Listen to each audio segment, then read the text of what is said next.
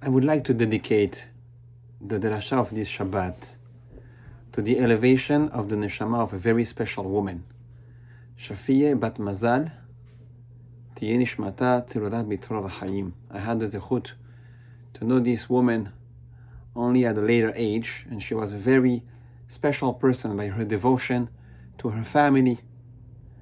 And Be'ezrat Hashem, with the words of Torah that we share today, may her neshama have an elevation in Gan Eden among the tzaddikim and the tzadkaniyot. I would like to thank Yossi and Mirai Shecha for sponsoring both the derasha for this Shabbat and the halacha yomit for tomorrow morning. There was an article today that came out on the New York Times that made the news. Many people were outraged. And this article was about a lady named Sarah Prager who basically shared how this year she's saying goodbye to Hanukkah. And many people are criticizing the New York Times, among the other criticism that we can have against this newspaper, for picking a topic about Hanukkah that is just not controversial, but at the same time so posel, so pessimistic. And I understand the frustration, but I will say this. I'm actually very happy that Sarah Prager decided to say goodbye to Hanukkah. Because after digging a little bit about this lady, I realized that her father was Jewish, but her mother was not. And she decided to spend the rest of her life with her partner as she married a woman. And when I read about someone who does not share Torah values, and above all, who's not even Jewish, 0% Jewish, I'm actually very happy that Sarah Prager decided not to keep Hanukkah. I think it's a beautiful message. Because in fact, the holiday of Hanukkah is all about putting away people who don't belong to Judaism or people who don't share ideas that fit Judaism. Let's remember, what exactly do we celebrate on Hanukkah? The victory of the Hashmonaim over the Greeks/Assyrians under the Greek mentality and culture. The Assyrians never had in mind to exterminate physically the Jewish people. They instead had a very different agenda. And that agenda was purely spiritual. They were just not okay to have any concept of holiness in life.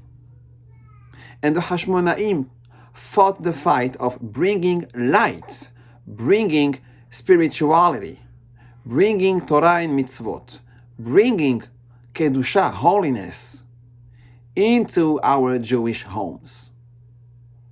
This is what they fought about.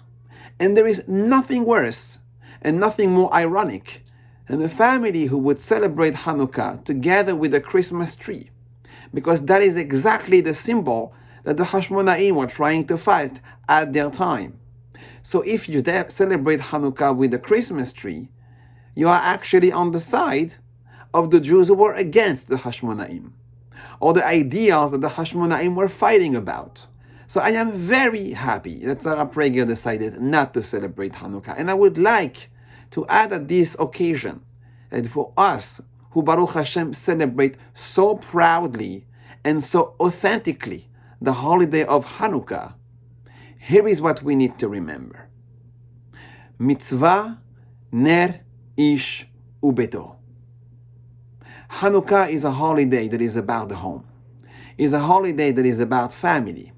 Is a holiday that is about what's happening inside my head with my partner, my wife, my husband, and what we expect from our children. What kind of future, what kind of dynamic are we instilling in our home? And I would like to take a chance, the opportunity, to just talk a little bit about the parasha of this week. Parashat Vayeshev, who always, every single year, falls during the holiday of Hanukkah, or maximum right beforehand. When we think about the life of Yaakov Avinu, especially given the last two parashiot, Vayetze and Vayishlach, it's interesting to see that, including this week's parasha, we are already put in the dynamic of the action. Yaakov Avinu is very active. Vayetze Yaakov mi Be'er Shava vayelech Harana. The Yaakov Ishtam Yoshev Ohalim, the one who was sitting at home, that seemed to be very passive and inactive, is actually the one who's going to leave his house, his parents' house, and he's going to act. He's going to be very dynamic. He's going to be very proactive. And the whole parasha of Vayetze is all about this.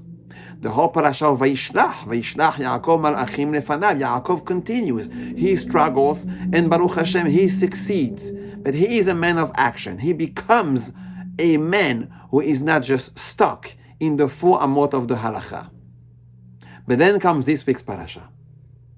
In this week's parasha, once again, we start with the dynamic. The dynamic that is quite different though. A dynamic called Vayeshev. Vayeshev Yaakov be'eretz megure aviv. And we mention Yitzhak, his father. Because, by no coincidence, Yaakov Avinu now decides to settle. To settle because this is the parasha where we are taking a turn and focus not just on Yaakov Avinu's life, but mostly on his children. Yosef and Yehuda in particular, but also the rest of the Shevatim. And the message of the parasha in the very beginning is clear. Vayeshev Yaakov be'eretz megure aviv be'eretz Canaan. Yaakov Avinu goes back to the roots. Yes, he is still a man of action. Yes, he is the Vayetze and the Vayishlach. However, he understands when it comes to family, when it comes to the chinuch of our children, it is so important to make sure that the home that we build, the home that we establish, is settled. That the ideas that come in are not going to be influenced by the wrong dynamic, by the wrong tum'ah that is surrounding us on the outside.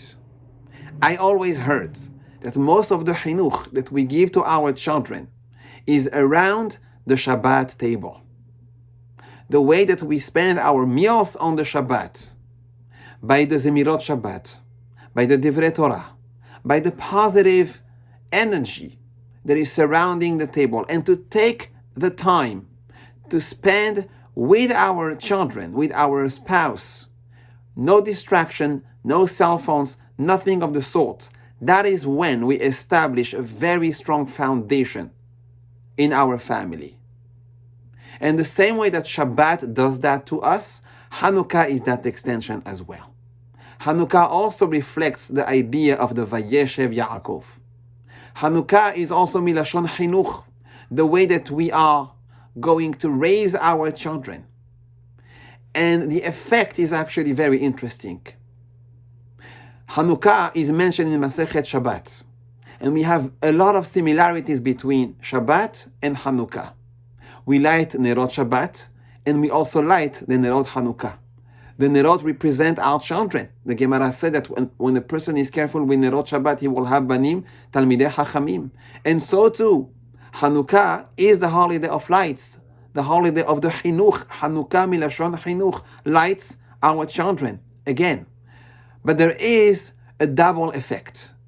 Whereas Shabbat, the energy, the light is focused only on the inside of the house, Hanukkah, that energy is being spread out to the world. And we are going to light our candles to our window, proud to be Jewish, proud to have a Jewish identity, proud to our values, our heritage, and not be afraid to stand for what we believe.